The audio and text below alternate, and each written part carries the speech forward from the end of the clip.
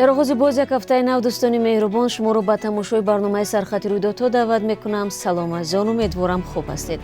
امروز 4 اپریل از آن میگوییم که رهبران کشورهای عالم کشتار دست جمعی افراد آسایشته در شهر بوچه کنار کیف را با لحن شدید محکوم کردند.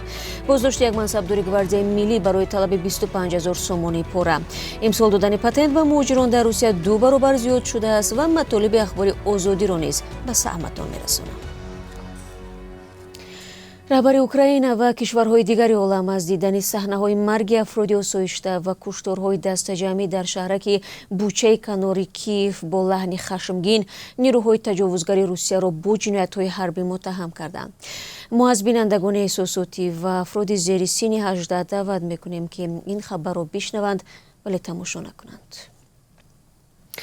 در پیامی که شام 3 اپریل نشر شد، پرزیدنت اوکراین ولادیمیر زلنسکی نیروهای روسیه را به گنوسید یا خودکشتارهای دست جمعی متهم دانست و مقامداران کرمل را دعوت کرد که به شهرک بوچه آمده ببینند که چگونه سربازان روس فرمانهای آنها را اجرا میکنند. به قول زلنسکی، پرزیدنت روسیه ولادیمیر پوتین و فرماندهان نظامی روسیه باید به خاطر عملکرد نیروهای زیر دستشان در خاک اوکراین به جوابگری کشیده شوند. سفارت آمریکا در اوکراین در شبکه توییتر نوشته است که صحنه‌های شهرک بوچه بعد بیرونشوی نیروهای روسیه وحشت‌آور می‌باشند و حکومت آمریکا به تمام وسیله‌های دسترس تلاش خواهد کرد که مسئولان این عمل از جوابگری خلاص نشوند. همکاران ما در پس منظر حوادث اوکراین همین لحظه‌ها با سفیر این کشور در دوشنبه مصاحبه دارند که 3 ساعت پس در برنامه اخباری آزادی تقدیمتان می‌گردد. آژانس ضد فساد تاجیکستان در روز 4 شروع موسم دعوت بهاری از بازداشت معاون کماندیر قسم حربی سردار قسم طبی شفاخانه حربی گواردیای ملی خبر می‌دهد. به قول منبع، بازداشت شده به آن متهم می‌شود که برای غیر قابل خدمت دانستن دعوت شونده 25,000 سومانی طلب کرده است. نام برده بعد گرفتن 23,000 سومانی از شهروند ا در اتاق اولتراسادای بینای طبی شفاخانه حربی گواردیای ملی بازداشت شد.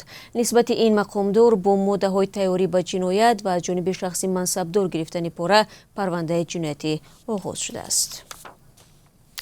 در ولایت ختلون تصمیم دارند مکتبی را به افتخار سربازی که در جماعت چرکو کشته شده بود نامگذاری کنند. سنت الله محمدов زاده نویه عبدالرحمن جومی 10 مارت امسال از تیر مرزبانان قرقیز به هلاکت رسید. تا انجام خدمت این سرباز همگی 1 ماه دیگر باقی مانده بود. این یکی از دیگر گزارش‌های اخباری آزادی است که بینندگان عزیز امروز نشر می شود. طبق اطلاع وزارت کارهای داخلی روسیه، در این کشور از اول سال به شهروندان خارجی نسبت به همین دوره سال 2021 2 مرتبه بیشتر پتنت دادند. از جمله در 2 ماه اول امسال زیاده از 271,000 مهاجران برای کار پتنت گرفتند.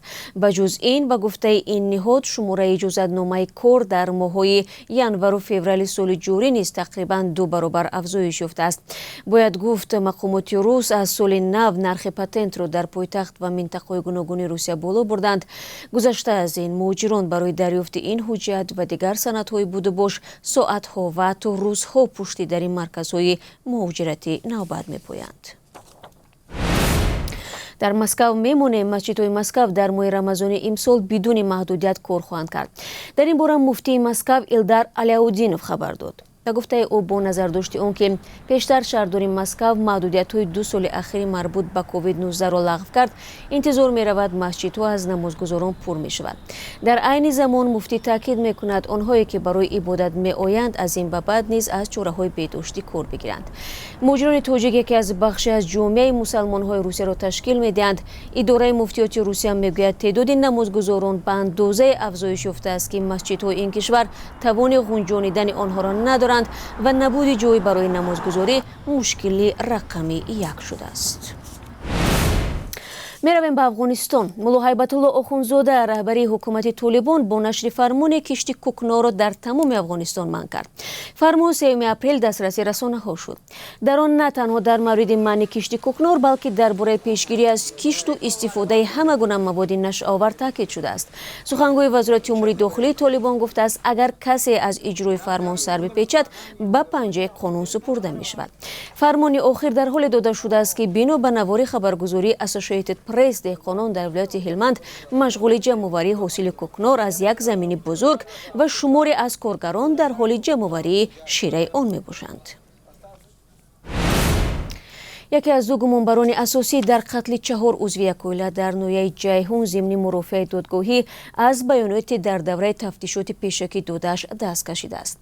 قیام‌الدین نصرالدینov ساکن همین نویه گفته است او را توسط شکنجه و تهدید مجبور کردند که این گناه را به گردن گیرد. وابسته به این حالت دادگاه تا 4 اپریل تنفس اعلان کرد. مرافع پرونده پرسر و صدای قتل 4 عضو عائله محمدوف در دادگاه ولایت قتلان 9 مارس آغاز یافت. در کرسی عیبداری 3 نفر از جمله یک زن نشستند. جسد اهل‌الدین محمدوف ساکن نویه جیهون را با 3 فرزندش با نشانه‌های ضربه تبر از صبح 12 ایون سال گذشته در منزل زیستش پیدا کردند. همسر و یک پسرش در حالت بیهوشی در بیمارستان بستری شدند.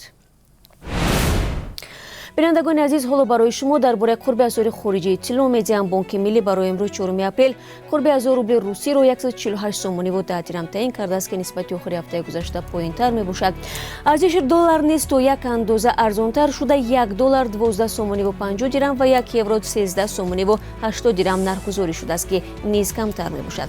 دوستان مهربان، ساعت 16 با وقت دوشنبه و 14 با وقت مسکو من شما را در برنامه اخبار آزادی منتظر خواهم بود.